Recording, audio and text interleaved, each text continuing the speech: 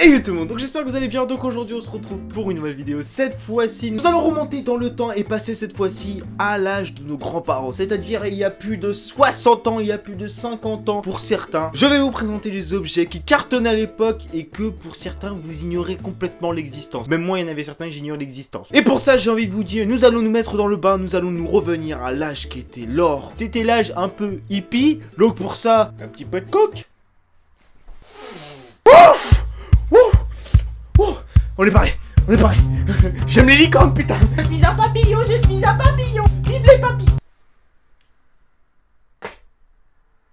Plus jamais de drogue.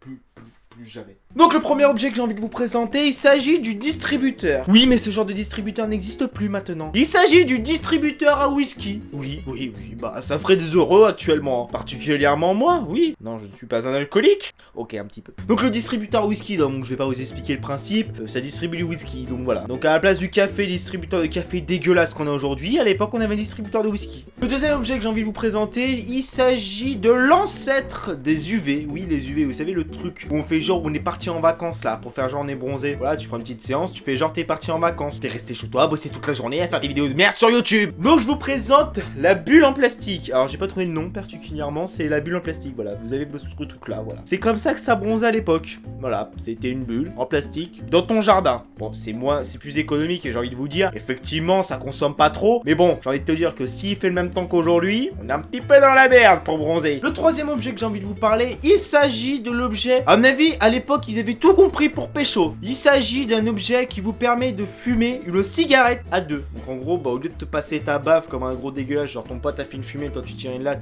et tu lui refiles, etc. Oui, ça s'appelle un. Oui, on fait un 2-2 sur la cigarette, quoi, en quelque sorte. Et bah, ils avaient créé un objet, tu mets la cigarette et hop, tu fumes chacun de ton côté. Là, tu mélanges pas tes microbes. Avec un peu de chance, comme ça, si ton pote il a une putain de gastro, il te la refile pas. Bon, c'est quand même un peu dégueulasse ce que je viens de dire, mais bon. En 4, alors là, éloignez tout de suite les bébés. Parce que là, nos grands-parents étaient des grands tarés. Oui, alors là, désolé. Un biberon transformé en tube à marijuana. En gros, une pipe à marijuana. Ou si vous préférez, un bang en quelque sorte. Nos grands-parents étaient très bizarres. Bon, j'ai envie de te dire, c'était la période hippie à l'époque. Alors à l'époque, les bébés, bah leur biberon, et bah ils pouvaient se le carrer où on pense. Parce que c'était les grands-parents, enfin, leurs parents à ce moment-là, qui s'en servaient pour se défoncer la gueule. Oh, c'est génial, dis donc. Si j'apprends que ma grand-mère prenait mon biberon pour se défoncer la gueule avec, ma grand-mère me défonçait la gueule. D'accord. Ah, c'est comme... Ah, c'est pour ça. Ah, c'est pour ça que je suis un peu con. D'accord. Ah, je comprends mieux. Le cinquième objet que je vais vous présenter, il s'agit de l'ancêtre de l'HTC Vive. Oui, l'HTC Vive a un ancêtre. Comme nous, on a nos grands-parents, c'est des ancêtres. En gros, l'HTC Vive a son propre ancêtre. C'est-à-dire qu'il s'agissait de lunettes télévision. Là, tu passais pour un extraterrestre, à mon avis. Parce que Matt, des putains de lunettes. C'est quoi ces antennes, sérieusement? Tu comptes capter un signal extraterrestre, là, c'est plus possible. Tu veux capter d'autres fréquences. À croire, à un moment ou à un autre, ils vont me sortir la parabole, là, c'est plus possible. Le sixième objet que je vous présente, franchement, ça devait faire grave flipper. Il s'agit de la plateforme volante, donc c'est une sorte d'avion où vous êtes debout et vous volez. C'est un avion qui se contrôle comme ça, mais bon, t'es debout quand même, hein. J'espère que ça allait pas super vite, parce que sinon t'allais en paumer plus d'un. En sixième objet, je vais vous parler du masseur de tête. Alors là, faudra m'expliquer pourquoi un masseur de tête électrique. Tu sais, il y a un truc qui s'appelle masseur de tête, mais nous on a la version mécanique, c'est-à-dire que tu prends le truc et ça et tu fais comme ça. Donc ce truc là tu le prends, bon j'en ai pas actuellement, imaginez tu fais ça, t'es... Alors en plus déjà que nos grands-parents étaient défoncés, en plus s'ils faisaient ça sur la tête, je comprends pourquoi ils envoyaient de toutes les couleurs. Putain, tu devais être au paradis. Le septième objet que j'ai envie de vous présenter, alors là j'ai mis un gros bémol. Vous avez pété un câble, papy et mamie. C'est quoi ce truc là? Oui, je sais que c'est un sauna portable, mais bon...